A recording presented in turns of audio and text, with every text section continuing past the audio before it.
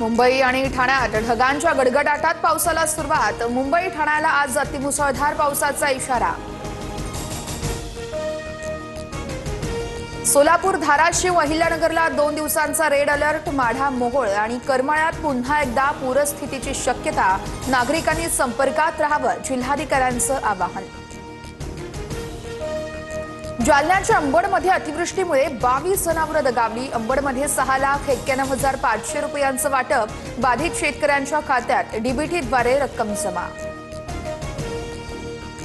लातूर, धाराशिवसह नांदेडमधील सर्व शाळा महाविद्यालयांना आज सुट्टी। मागील काही दिवसांपासून झालेल्या अतिवृष्टीनं अनेक घरं अद्यापही पुराच्या पाण्याखाली।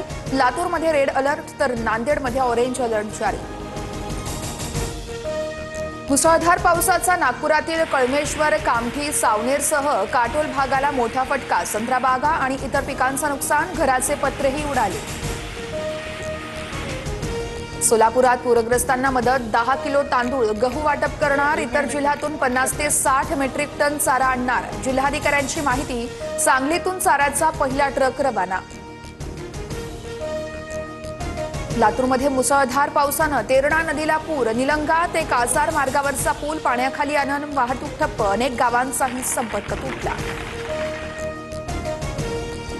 महाराष्ट्रातल्या अतिवृष्टीच्या नुकसानीवर मुख्यमंत्री फडणवीसांची पंतप्रधान मोदींसोबत तासभर चर्चा। मोदींकडून भरीव मदतीचं आश्वासन। मुख्यमंत्र्यांची माहिती। पीएम केअर प्रमाणे तयार झालेल्या सीएम केअर फंडातले 600 कोटी कोरोनात खर्च करू शकले नाहीत। त्यांनी शहाणपण शिकवू नये, फडणवीसांचा उद्धव ठाकरेंवर पलटवार। सरकारनं ओला दुष्काळ जाहीर करावा, कर्जमाफीची सद्बुद्धी सरकारला मिळावी। भास्कर जाधवांची देवीचरणी प्रार्थना।